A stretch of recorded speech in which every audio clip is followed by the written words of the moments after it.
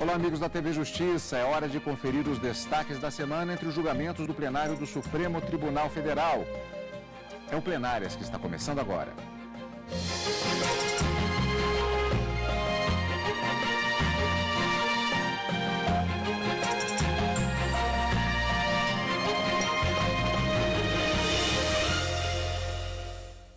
Hoje, com os principais momentos das sessões plenárias dos dias 9 e 10 de dezembro de 2015. Aliás, Karina, é a penúltima semana de trabalhos entre os julgamentos do plenário do Supremo Tribunal Federal. Expectativa de muitos trabalhos, inclusive, particularmente na próxima semana, mas aí já é outra história.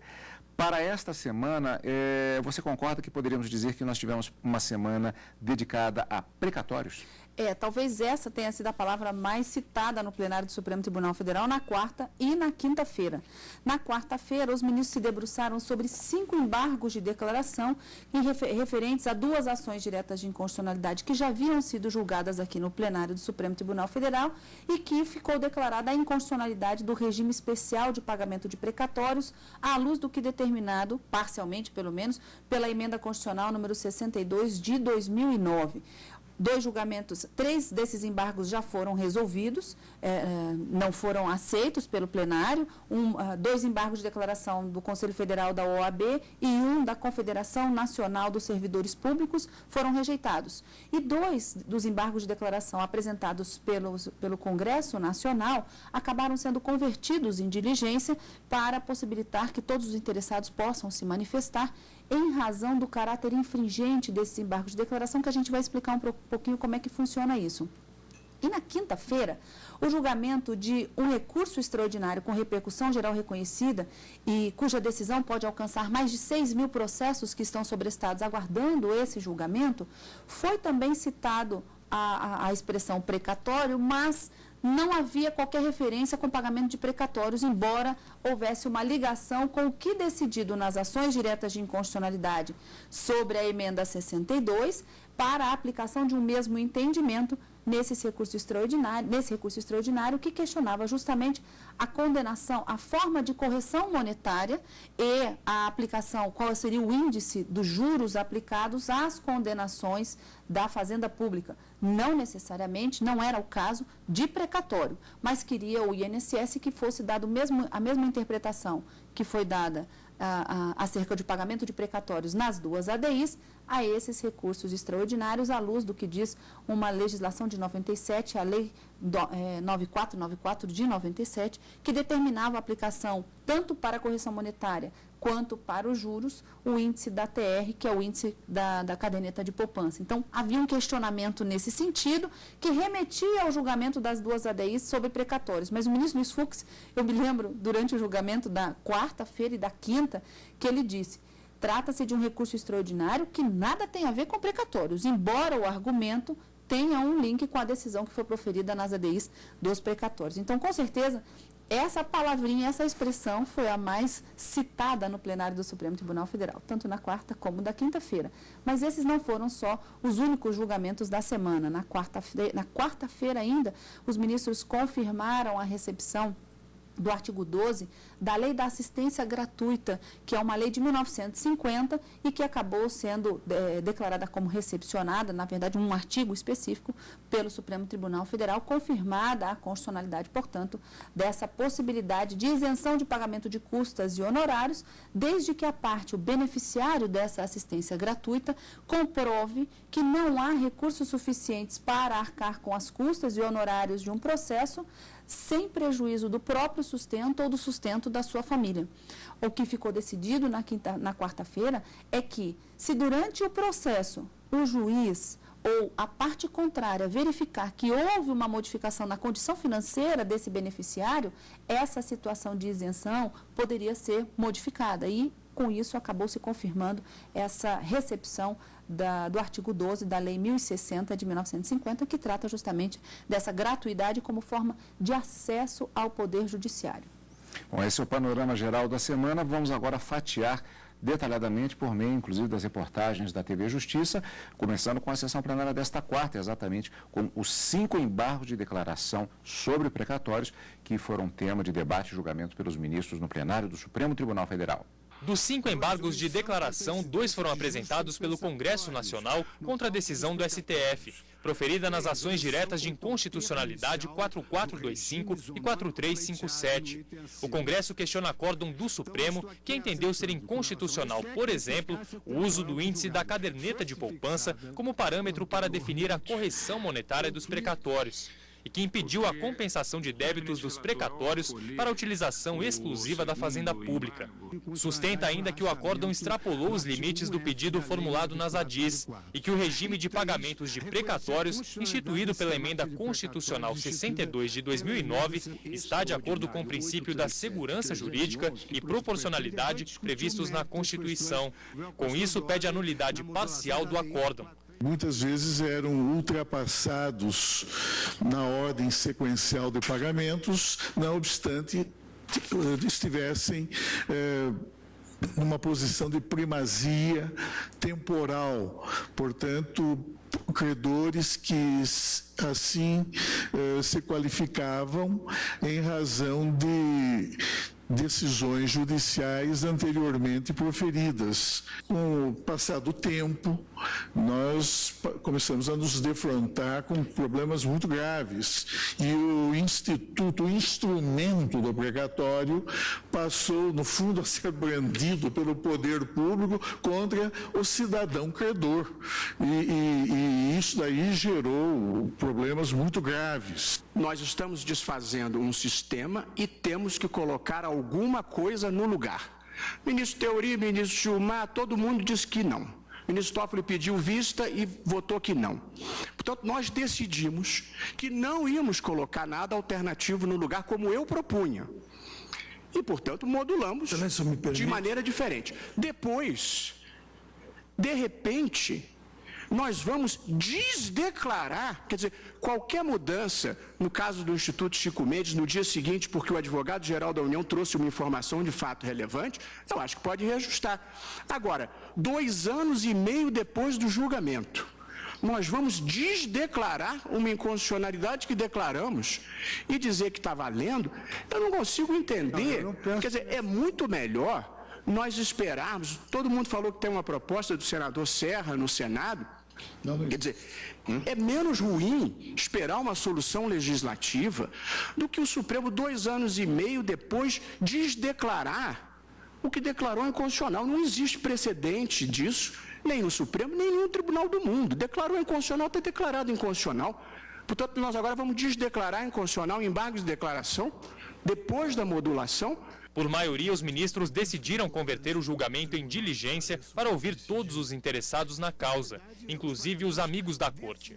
Acolhendo a sugestão agora feita pelo eminente decano, eu vou sugerir a seguinte proclamação de resultado. O Tribunal Pleno, mantida a modulação, converteu o julgamento em diligência para permitir a intervenção de todos os interessados na causa. Como vemos, temos 5 votos contrários, 6 votos a favor desta solução, de mantida a modulação, portanto, os pagamentos continuarão sendo feitos sem qualquer tergiversação por parte de quem quer que seja, mas nesse meio de tempo, com base no artigo 140 do regimento interno, que diz o seguinte: o plenário ou turma poderá converter o julgamento de diligência quando necessária a decisão da causa. Então, estamos convertendo o julgamento de diligência para ouvir os interessados. Os ministros também definiram a tese referente a um recurso extraordinário com repercussão geral reconhecida e julgado em outubro deste ano, tratando da nomeação de candidatos aprovados em concurso para o preenchimento de cargos de defensor público no estado do Piauí, mas classificado fora das vagas previstas em edital antes da convocação dos aprovados em concurso posterior. Por maioria de votos, o plenário já havia definido que a convocação dos candidatos fica a critério do órgão responsável pelo certame. Hoje, a tese formulada pelo relator do processo, ministro Luiz Fux, foi aprovada. O surgimento de novas vagas ou a abertura de novo concurso para o mesmo cargo durante o prazo de validade do certame anterior não gera automaticamente o direito à nomeação dos candidatos aprovados fora das vagas previstas no edital, ressalvadas as hipóteses de preterição arbitrária e imotivada por parte da administração, caracterizada por comportamento tácito ou expresso do poder público, capaz de revelar a inequívoca necessidade de nomeação do aprovado durante o período de validade do certame, a ser demonstrada de forma cabal pelo candidato. Assim, o direito subjetivo à nomeação do candidato aprovado em concurso público exclui nas seguintes hipóteses. 1. Quando a aprovação ocorrer dentro do número de vagas previstas no edital, cita o recurso ordinário ministro Gilmar Mendes.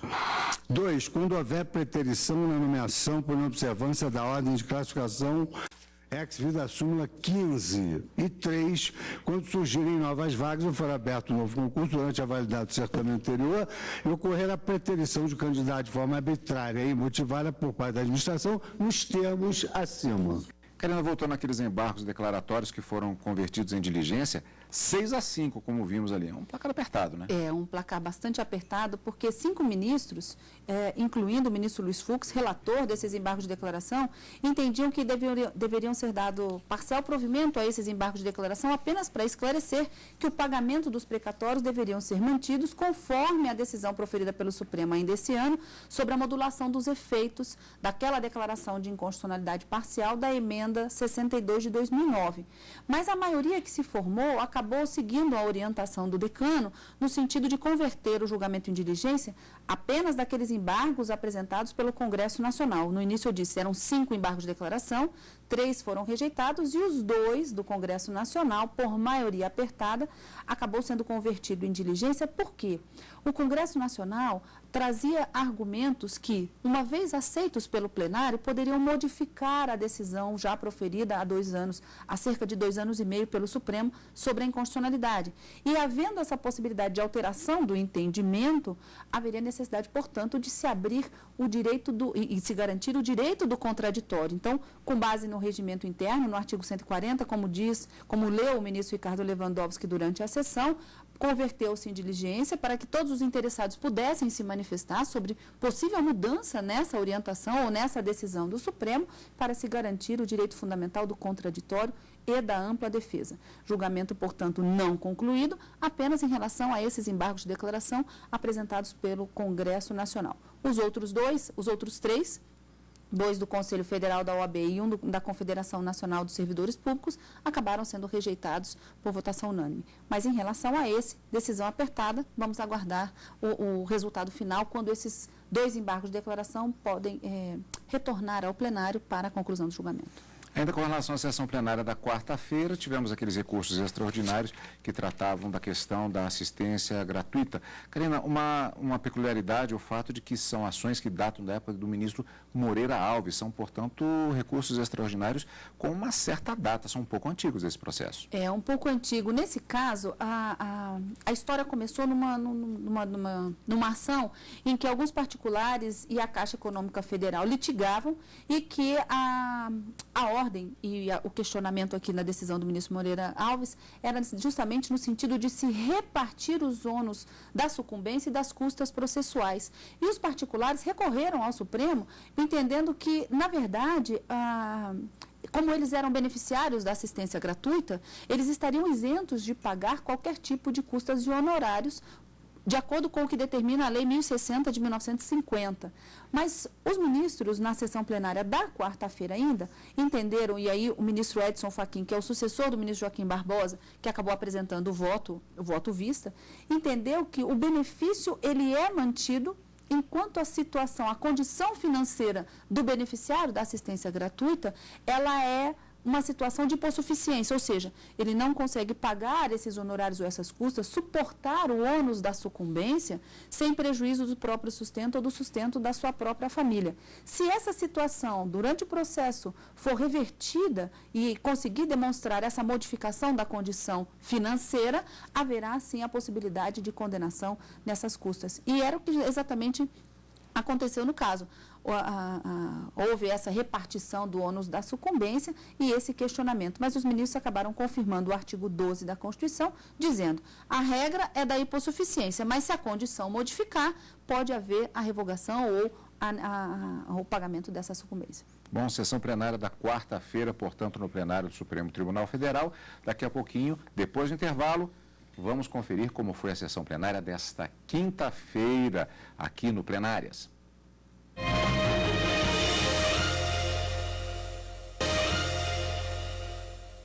E agora vamos para a sessão plenária desta quinta-feira. O Supremo Tribunal Federal julgou a ação que trata do regime de correção do benefício continuado pago a beneficiários do INSS. O Instituto Nacional do Seguro Social entrou com recurso no Supremo, questionando decisão do Tribunal Regional Federal da 5ª Região, que manteve a atualização monetária de benefícios pagos a um beneficiário do INSS de acordo com índices da caderneta de poupança. O TRF tomou por base decisões do STF em ações diretas de inconstitucionalidade. A alegação do recorrente é de que não há na Constituição um índice específico a ser seguido. Desde congelamento econômico até apreensão de dinheiro em poupança e mudança de índices. Quando a lei alterou a Lei 9494 e padronizou o primeiro F, foi um esforço de se padronizar índices de correção monetária. Na Justiça Federal e ao longo do Brasil se discutiu índices. Qual era o índice? Se era o IDP, IPCI, INPC, IPCA, IPC, IPCAE. Essa discussão de índices foi uma discussão que por mais de 20 anos assombrou o Poder Judiciário. A Ordem dos Advogados do Brasil e a Confederação Nacional dos Servidores Públicos se manifestaram a favor da decisão tomada pelo TRF e pediram o desprovimento do recurso. É porque esse índice, na verdade, não revela absolutamente nada do que ele se propõe, é que ele foi usado pelo legislador constituinte para remunerar os débitos da Fazenda Pública. Evidentemente, não fez isso para remunerar os créditos da Fazenda Pública, mas apenas os débitos da Fazenda Pública, em evidente inconstitucionalidade. O coitado do credor do precatório, ele está vendo o crédito dele desaparecer. Então, nós temos plena confiança e vem aqui com essa convicção que os senhores vão fazer cumprir a Constituição e a atualização monetária não admite aplicação de ITR. Correção monetária tem que ser feito pelo IPCA, desde o nascedouro do artigo 5º da 11.960, que nunca deveria ter sido aplicado. O relator do processo, o ministro Luiz Fux, deferiu parcialmente o recurso do INSS. Remuneração e atualização de valores são conceitos jurídicos bem delimitados e distintos. Como o rótulo sugere remuneração da caderneta de poupança, eu peço que relembrem o texto do artigo 1F. Remuneração da caderneta de poupança representa o retorno devido ao investidor em razão da perda da disponibilidade sobre capital próprio. Em termos jurídicos, são frutos civis do capital, os juros. Em linguagem econômica, representam o que eles denominam de o custo de oportunidade do capital. Diferentemente, a correção monetária, por seu turno, traduz-se, como foi dito aqui na tribuna, numa mera recomposição do poder aquisitivo da moeda em virtude do fenômeno inflacionário. Não se destina a remunerar qualquer coisa, senão apenas a manter constante o valor real de certa expressão monetária.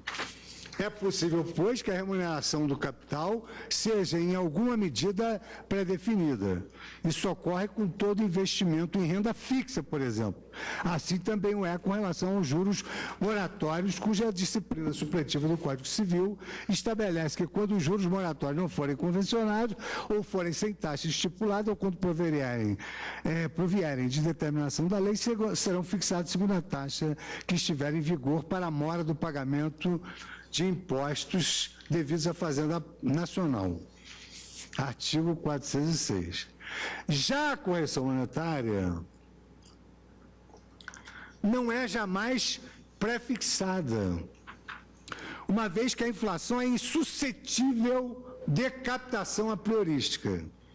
A variação de preço da economia é sempre constatada ex post, mas nunca fixada ex ante, exceto em regimes ditatoriais em que há controle de preços e economia planificada. O ministro Roberto Barroso acompanhou o voto do relator. Pior do que não ter a jurisprudência ideal é não ter jurisprudência. É não ter uma posição firme, porque isso faz com que a sociedade, os agentes econômicos e os cidadãos não saibam como se comportar diante de um tribunal que oscila excessivamente. É claro que às vezes pode mudar a realidade fática da vida e às vezes pode mudar a percepção do direito e, consequentemente, pode e deve mudar a jurisprudência quando isso ocorra. Mas aqui nós estamos diante da mesma realidade do ponto de vista substancial e, portanto, seria apenas uma mudança de opinião que eu acho que, neste caso, produziria mais bem do que mal. Eu estou acompanhando o ministro Luiz Fux e dando provimento parcial ao recurso apenas para mudar a fundamentação da decisão, mas não o seu resultado, e entendendo que é legítima a aplicação dos juros da poupança, mas não é legítima a aplicação da poupança para a correção monetária. O ministro Dias Toffoli pediu vista do processo. Antes disso, o ministro Marco Aurélio decidiu votar pelo desprovimento do recurso. A decisão tomada em plenário, neste caso, valerá para mais de 6 mil processos semelhantes que aguardam julgamento no Supremo. Pois é, Karina, numa situação que é comum, inclusive, no plenário do Supremo Tribunal Federal, a expectativa agora para o retorno, com o voto vista do ministro Dias Toffoli, mas nós temos já algumas correntes fixadas, no sentido de tivemos 3 tipos de votos diferentes, 3 manifestações já apresentadas nesse julgamento no plenário do STF. Exatamente. O ministro Luiz Fux, que acabou sendo seguido pelo ministro Fachin, Roberto Barroso e Rosa Weber, que já votaram, entenderam que o índice da caderneta de poupança, ele deve ser aplicado apenas para o cálculo dos juros de mora, mas não como índice de correção monetária, conforme determina a Lei 9494 de 97. E o ministro Luiz Fux, durante o julgamento desse recurso extraordinário, ele disse que no julgamento das ADIs, quando os ministros acabaram modulando os efeitos da decisão que declarou parcialmente inconstitucional a emenda 62 de 2009 sobre pagamento de precatórios, ficou decidido que o ATR, enquanto índice de correção, dos valores dos precatórios, não poderia ser aplicado porque haveria uma circunstância anti-isonômica. E era justamente esse argumento que o INSS pretendia fazer prevalecer nesse julgamento do recurso extraordinário. E o ministro disse, lá nós dissemos que para os precatórios a TR não poderia ser aplicada e deveria ser aplicada como fator de correção monetária dos precatórios, o IPCAE. E, nesse caso, o ministro Luiz Fux, tentando conciliar e dar uma uniformização no entendimento, votou no mesmo sentido. Para a correção monetária, não pode ser aplicado o índice da TR, então aplica-se o IPCAE. Mas, nos casos de condenação da Fazenda Pública, os juros de mora devem seguir o que determina a própria legislação. Então, ele disse que no julgamento daquelas 2 ADIs, houve uma declaração de inconstitucionalidade do artigo 1º-F da 9494, mas que não acabou fulminando de todo aquele artigo, porque a decisão teria sido aplicada apenas para os precatórios. Nesse caso, tratava-se do período de apuração do início do processo até a sentença, e que, portanto, ainda prevaleceria o artigo da lei, mas apenas para aplicar o índice da poupança no caso de juros. Então, ele foi seguido pelo ministro Edson Fachin, pelo ministro Roberto Barroso e pela ministra Rosa Weber. O ministro Marco Aurélio afastou a aplicação do índice da caderneta de poupança em qualquer dos casos. E o ministro Teori Zavascki entendia que deveria ser aplicado o índice da poupança. Então, nós temos já 3 correntes formadas, mas ainda o julgamento não foi finalizado. Como eu disse no início do programa, esse recurso extraordinário ele tem repercussão geral reconhecida, mais de 6 mil processos deverão ser alcançados com a decisão proferida pelo Supremo e devemos aguardar o voto vista do ministro Dias Toffoli assim que o recurso extraordinário retornar ao plenário do Supremo. E por aqui fica esta edição do nosso programa Plenárias de hoje. Na próxima semana nós ainda temos julgamentos no plenário do Supremo Tribunal Federal e, portanto, como sempre, encontro marcado. Encontro marcado a semana que vem ao vivo no Direto do Plenário e no final de semana com plenárias. Obrigado pela sua companhia e continue conosco na TV Justiça.